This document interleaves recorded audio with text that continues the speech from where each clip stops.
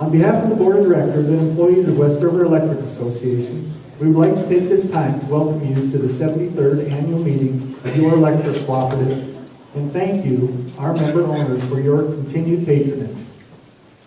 You'll notice for the first time in 20 years a different face at the podium as president of West River Electric. At the reorganizational meeting last year, Jerry Hammerquist chose not to run for another term as your president. Your fellow board members chose me to lead West River Electric, and I am honored to serve as president of your board of directors and have the opportunity to work with management staff and employees of your cooperative. On behalf of the entire board and management, this is our opportunity to share with you our assessment and review of the past year and give you a look at what the future holds for West River Electric.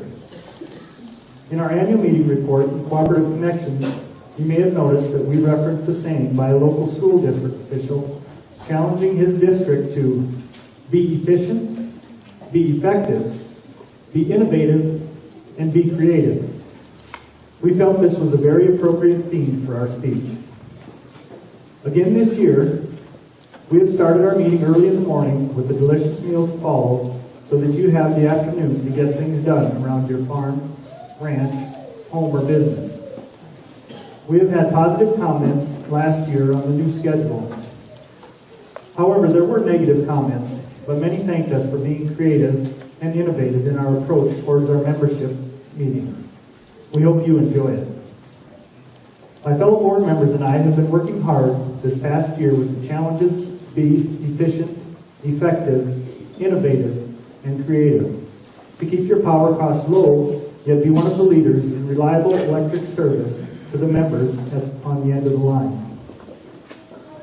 At this time, I would like to introduce your West River Electric Board of Directors, whom you have chosen to take on this important responsibility as we move forward.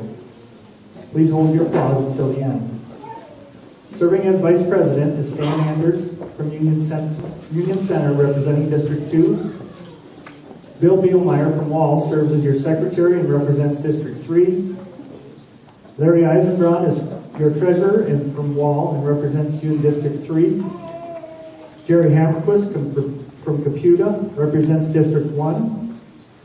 Marion Wilson is from Rapid City and represents District 1. Howard Canupi is from New Underwood and is also District 1 representative. Dick Richter is from Enning and represents District 2. Marcy Arneson is from Rapid City and represents District 2. And I am from Creighton and represent District 3.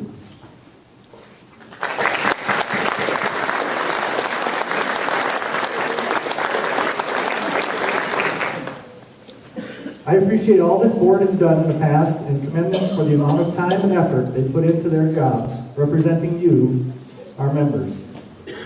Well, good morning and thanks, Andy. I appreciate the opportunity also to be here. First off, I'd like to welcome you, our members, to your annual meeting. I'd really like to welcome Andy up here to the stage to help present a report with me this year. I would like to especially recognize Jerry, though, and thank him for his leadership these past years. We would not be the organization we are today without his vision and leadership. I would also like to thank the rest of the board for their support and help as we move forward through some very challenging times. They are one of the best boards in the cooperative world, I feel. Many issues continue to face us today as we move forward.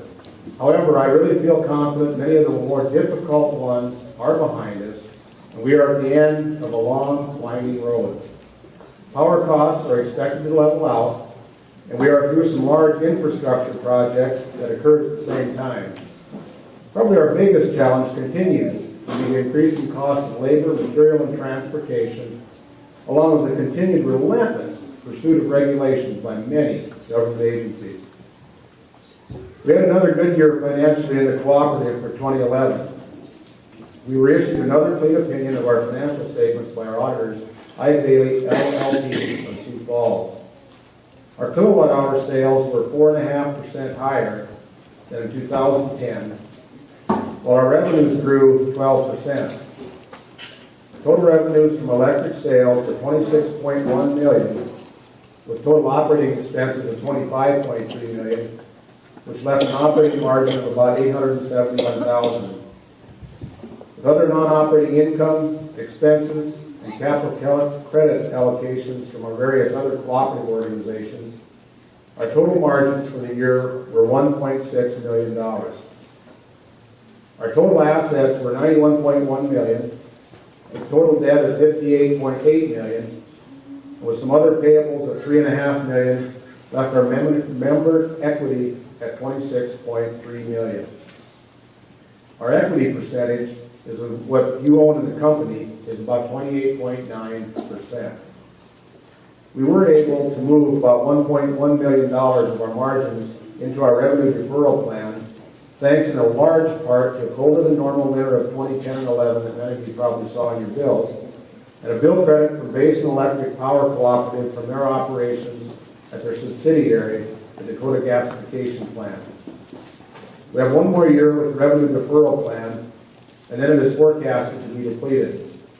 This plan has helped absorb some larger rate bumps in the last few years, and will help again in 2013.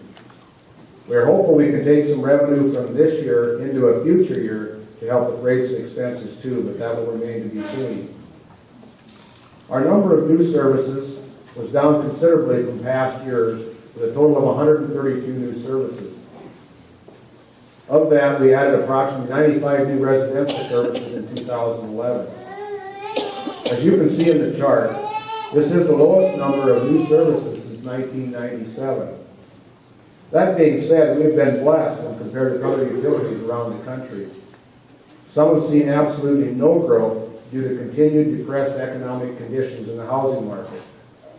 One bright side for us has been our public and commercial sector, which continues to grow into our area to help support those many new residential services constructed in past years.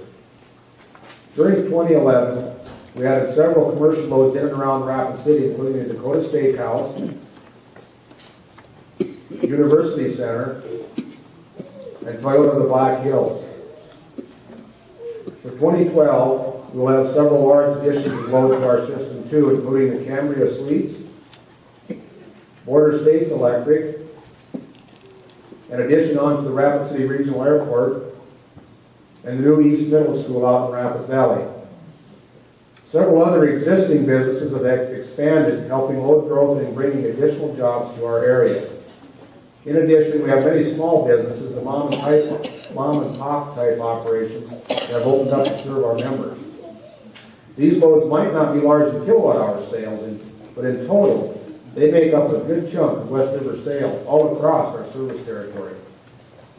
Ellsworth Air Force Base recently privatized an 800-unit housing development called Antelope Ridge, turning the leasing over to a private management company who contract with us to provide their power needs.